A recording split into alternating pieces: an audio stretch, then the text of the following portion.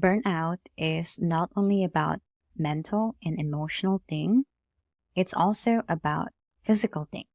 And in my case, my physical symptoms started with more frequent and more intense migraine episodes to a point where my neurologist told me that things are not going to get better. The reason is because my job made me sick. Literally, my job not only made me sick emotionally, mentally, but also physically.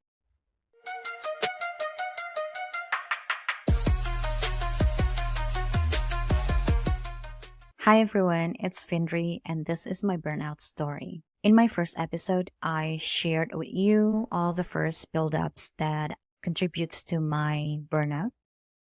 And now I will continue with the rest of the build-ups, which is going to be a lot. So hang in there. I hope someone is watching because I believe what happened to me is a systemic issue and I'm not the only person who experienced this. And again, I would like to remind you that the purpose of sharing this video is not to blame anyone, but I truly want to share my own experience and hoping someone could actually recognize the symptoms, build-ups, or whatever it is so that you can prevent burnout to happen to yourself. If you haven't watched the first episode, I really want you to watch it first so you can follow the story because everything that I share is interconnected. So yeah, physical symptoms. It started with migraine, but I want you to know that I actually suffer from migraine since 2017. And every day I need to take one medication. It's a prophylax to prevent me from getting migraine in the first place. And during that period of so many stress, feeling not heard, and too much workload, I got frequent migraine that was more intense than before. And not only I take the medication every day to prevent getting migraine, but whenever the migraine strikes, I need also to take another medication, which is ibuprofen. And I take ibuprofen maximum 3 times a day. It was 800 milligrams. So practically it can damage my kidney. So after having the conversation with my grand manager about the hiring of my new future manager, I had an episode that was unbearable. My second manager resigned. They already handed in the resignation, but the 3 months notice is still there. When it comes to daily operational like sick leave and so on, I still need to loop in my second manager. So I told my second manager that I am sick and I went to my neurologist's office. I needed to take the infusion because the usual painkillers on top of my daily pills didn't help me. I wasn't really thinking about anything else. It was just for me, okay, my migraine strikes and I need to rest. That's it. So that's the physical symptoms that I got without realizing that it has a lot to do with all the burden that I have to carry. So, the painful migraine and everything. Of course, it adds so much build-up. Again, I still have the balloon. So yeah, it started with a migraine thing and it was unbearable. So I needed to give 2 shots. After I was okay again, I came back to work. But then I heard a rumor that the grand manager was questioning my sick leave. That point, it was quite irritating for me in a sense of like, I was not the healthiest person on the planet, no, but when migraines strike, I cannot do anything else. And that's the only illness. Other than that, I don't really get sick. And the reason why the grand manager questioning my sick leave was because they told my second manager that we had, the grand manager and me, we had a disagreement. It was about the feedback that I gave to them regarding the hiring process. I was pissed actually, and I felt like, like that feeling of like, how dare you, after everything that I gave to the company, you suspected something that is so stupid, For me, that adds another build up for me, and it was intense for me. So, yeah, intense. Okay, something intense I get to. Being angry is my natural response if something is not nice, I would say. But after all that anger is gone, I realized something bigger, that this is not about someone question my sick leave. It was more than that. I started to feel like I think I'm not in a safe environment. That was something that is going on in my mind. But I didn't do anything about that. I was just like, okay, I just need to observe more. My first goal was to make sure I don't get any worse migraine episode again. So yeah, I kept on going. And to a point, it was short before International Women's Day, so still beginning of 2022, I was supposed to be one of the speaker of the International Women's Day. And before that event, I finally saw the grand manager after I gave the feedback that didn't go well. I saw them for the first time on camera and I hear their voice. Out of the blue, my body had that reaction of like fear and anxiety, and my stomach felt nauseous, and I had the force to throw up. My workroom is actually like next to the toilet, so I literally run from my workroom to the toilet to vomit. That's what happened, and at that point I was like, oh my god, what happened? And at the same time, I recall this feeling of feeling betrayed and feeling not safe. I had experienced that before.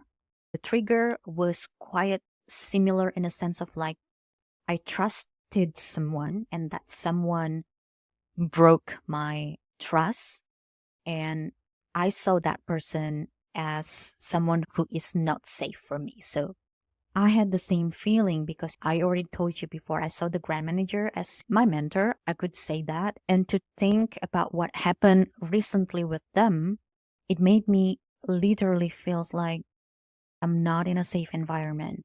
And the feedback that I gave to them was being used against me. For me, it was a big shock. Not only I felt nauseous, I also felt, anxious. And yes, the buildup. And I also almost had a panic attack, which I wasn't having for such a long time. So yeah, the vomiting and the anxiety and the almost panic attack thing, it was a lot. And I know I shouldn't blame anyone about that. It was how my body reacted. And I took some time to calm myself and rethink about everything. And I told myself, you know what, bitch, you cannot be like this. You're stronger than this. Don't let this type of thing ruin you. So I kept telling myself to get the shit together and, wear your big pants and go back to work. So that's how I suppress my emotion. The grand manager was one of my manager, and I shouldn't have that type of feeling against my manager. You know what I mean? So like I was trying to make peace with myself, and eventually that was okay. And then my second manager left the company and my third manager came in. Things were, I would say, starting to feel better. The first thing that they told me was like, oh my God, Findri, how did you do it? That was the first thing they asked me. And it validates me in a way of like, oh my God, someone saw my struggle and this person is my manager. So I had the feeling of hope that someone finally see that I struggled. So eventually the grand manager stepped back because my new manager came in. And I finally have the feeling of like I have someone who understands the complexity and all the challenges that I face every day. And I know from that point on that this new manager is a good manager.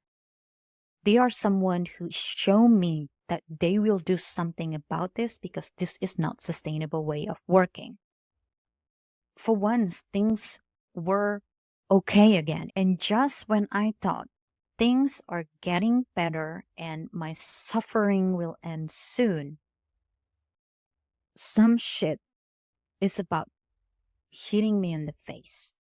My performance review was one of the ugliest, the shittiest performance review someone could receive. I don't mind if I got shitty feedback. I don't mind if I'm being told you suck at your job because it's a feedback. But the performance review was full of bullshit that was twisted to a point I felt that this was some sort of revenge that my grand manager used to attack me professionally. So, my third manager, the new manager, had to deliver that performance review, the summary of performance review to me, in which it includes how shitty I am, how not performing I am, how I am not informing, not looping the grand manager and abandoning the other team because I was more a marketing people. I was being seen as someone who had a hidden agenda, and every words in my performance review were twisted, except my functional skill as a designer. I had the feeling, so this is how a person could destroy a minion like me using a dirty politic. Because what happened is that imagine you have a new boss, and in your official paper, it says that you are a shitty employee because of this and that. And most of the things were not true. In that meeting, there was also an HR person. I cried in front of my new managers, in front of the HR person. I'm okay with getting shitty review, but I'm not okay if I'm being suspected as someone who had hidden agenda. The point why I was so raw in my performance review was because nobody heard me. But then that's what I got. So basically, on top of my frustration, I still have problem with my capacity. I still need to work on my improvement, which was not necessary if someone in the company actually heard my struggle. So yeah, I cried a lot. I felt humiliated. I felt betrayed. I felt like I was dragged into a dirty politics in a corporate environment. But despite everything that is written in the official review that basically I'm just a shitty employee, my new manager gave me a fair chance in a sense of like they don't want that review reflect their view about me because they believe in me that I'm a good employee who has struggled. It's because of my capacity, and they acknowledge already like how did I do it so far. So in effort of improving my lack of quality of being good minions, we had some sort of plan. It was an annoying plan because the thing is, I already had so many things on my table, and now additionally, I need also to improve my shitty minion skills and to be a better minion. But okay, I took the challenge. So the entire thing for me, it really feels like a dirty politics. What was interesting is that after all that shitty performance review, some colleagues reach out to me expressing how sorry they are for what happened to me. This was very interesting. And I was wondering how did such nasty thing was being approved to be in an official documentation of an employee review. And just so you know, that employee, me, I had a good reputation and I really had a good performance. I can prove it by numbers. But anyway, some people aware of what happened to me, it raised questions, and some other people started to reach out to me. It's not only happening to me, it's happening to many people. And one day, out of the blue, we got the news that the grand manager left the company. And for me, it was some sort of relieving moment. I supposed to be really happy, but I had a mixed feeling in a sense of like, one side of me, I felt relief, but the other side, I felt like This was someone I really respect. I'm not someone who can carry hates or grudges too long. So after the announcement that the grand manager is going to leave the company, I reached out to them. I asked for one-on-one conversation again. I told them I felt sad that they leave the company, and I mentioned about even though we had a disagreement, I still respect them for bringing certain degree of impact to the company and to me and to the team. I still thank them for that, and I ended that conversation with a note that, we're good. And I think what I did was right because I just don't want to hold grudges against someone. For me, I just want to close that chapter. After the grand manager left the company, finally we're talking about hiring new designers and the budget was approved. It was almost the end of 2022, and Q4 usually busiest time for the company. And I already pushing my manager, and within few weeks I got a new designer. I got a new mid-level, and I felt so relieved that finally I have someone to share this workload with. After since I had another designer, things actually was quite okay for sometimes. I even spent my time in Indonesia with my family, so it was like work and holiday, and it was a wonderful time. But when I came back from my holiday, I got involved in a drama that the new designer had an issue with my stakeholder. And I was a bit skeptic about that because the thing is, if someone new to the company and you already have an issue with your stakeholder, it must be an ego thing because the person the new designer had problem with the last person you want to have a fight with.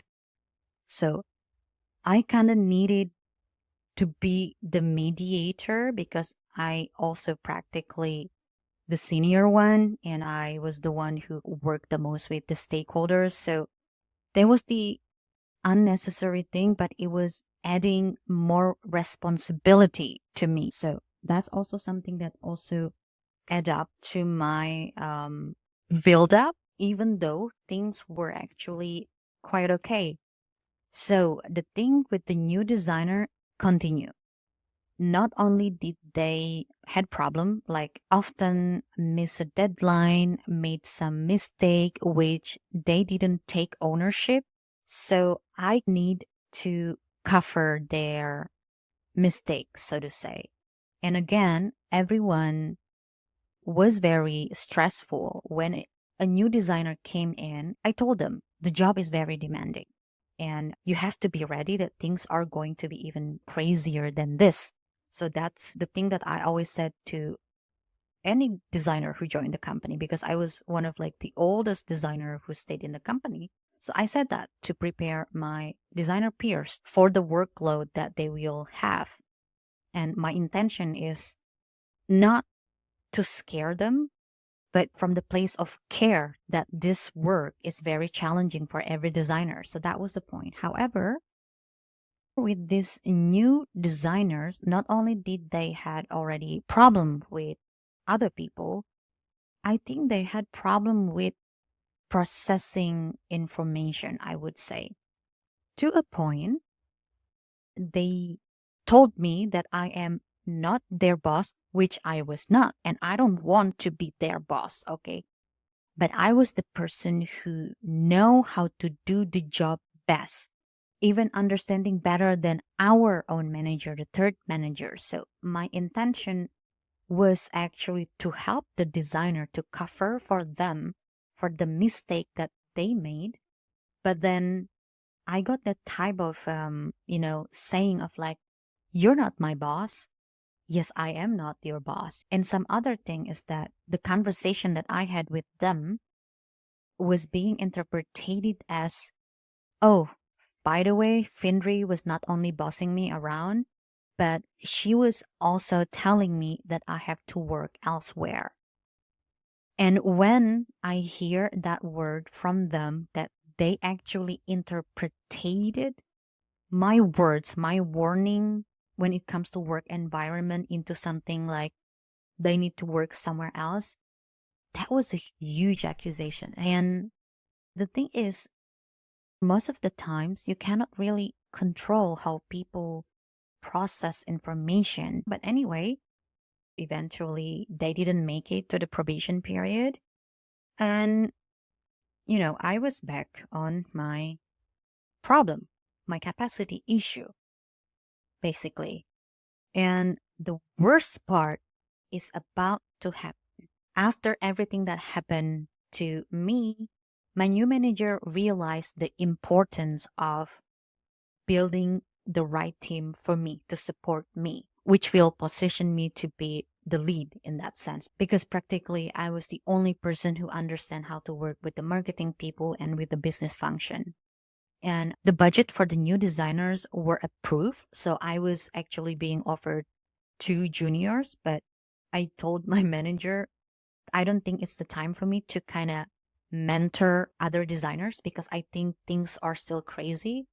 And I kind of bargained with the manager that what if I could bring someone who is having the exact match skills with me, the exact experience, but with the added skills that the marketing team and the company in general could benefit, but within the budget range. I said, I'd rather have one senior or mid level than two juniors. That was my thinking. And then, my manager said, like, okay, bring me the person.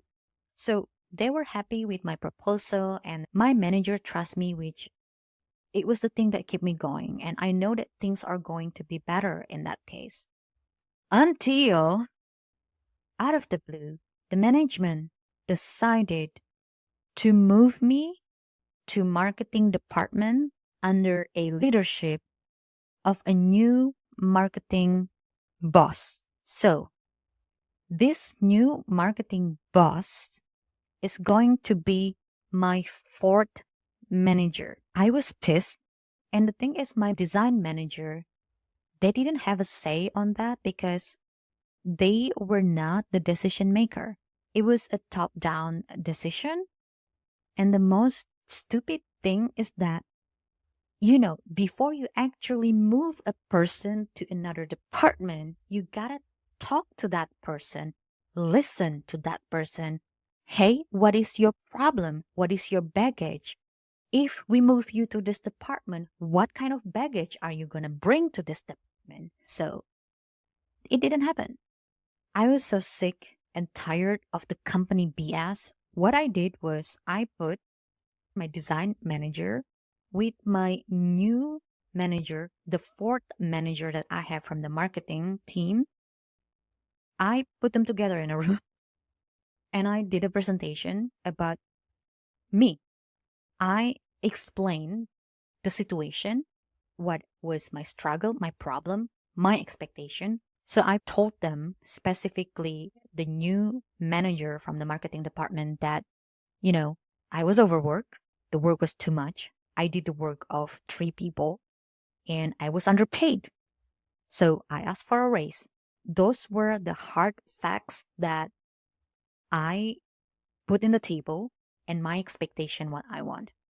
But what happened really was actually my mom got sick. My mom got hospitalized and I felt like crap, you know?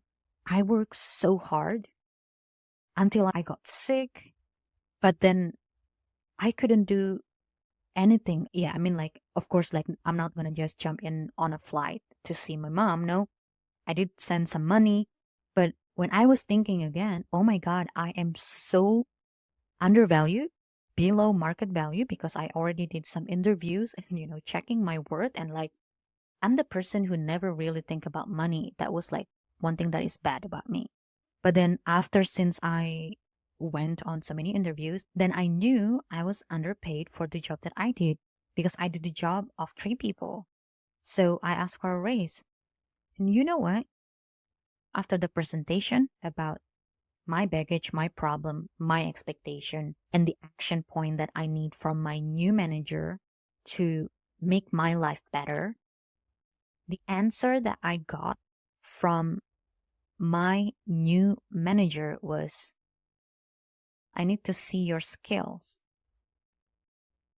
And I was like, oh my God, didn't I just tell you all about it? How I did a job of 3 people in all my workloads and everything. And still, I need to prove myself again and again. It hits me so bad. Not only did the management lack of transparency of moving me under a marketing management, and I am a designer. Not only that, I was in the company for nearly 5 years. So like, why do I have to prove myself again and again? That was how I felt. Like this anger that now I actually reflected in the way I speak. It was actually what was happening inside. And after that conversation, my migraine, anxiety, and the nausea came even more frequent. Not only that, the designer that I actually suggested to my design manager got rejected by the marketing boss. The reason was because the marketing boss think the style of the designer is not exactly match the company's style. And this is some sort of bullshit from someone who thinks they know design just because they love art. That was the last hope for me that things are gonna get better. And no, I really have no hope anymore. In fact, that I am under marketing leadership and I am a designer, my career is not gonna get anywhere except if they actually change my title into marketing designer or whatever it is that is reflecting the role that I do. I was not gonna grow in the company. I didn't have career. Basically, everything that was promised to me is no longer there. So it was the end of my design career. Knowing that things got so worse, I went to see my neurologist. I told her all about it. I came back to her with a very full migraine calendar. And you know what my neurologist told me? She said, I think things are not gonna get better. Don't you think you want to find a new job or something? It was in German. That statement was a slap in the face, not only a wake-up call. It was like something really hit my brain. After the visit to my neurologist, I kept on thinking about everything with my migraine and then the anxiety, the nausea, and then the vomiting. It was a lot. And during my sick leave, I was actually Googling of what is happening if you resign, because here in Germany, people said if you resign, you're not going to get help from the government and, like blah, blah, blah, blah. But just like this balloon, with all the buildups, with everything that I've been through in the company, eventually I just can't take it anymore. I didn't have any safety net. I didn't have any backup plan. I didn't have any financial backup. All I wanted to do was to save myself and escape. I didn't want to unalive myself. I didn't have any of that feeling, but I just cannot take it anymore. The buildups over time, it was too much. So just like this balloon, if you keep on pushing and pushing, eventually it's too much and you cannot take it anymore. And just like that, I quit. I quit that shitty job that made me sick. Right, people? Those are the buildups that contributes to my burnout. And eventually, I quit the job that made me sick. Before I left the company for good, I had one more conversation with the CEO. Make sure you're not going to miss the next episode because it's going to be epic. Your management sucks, not you. Your management.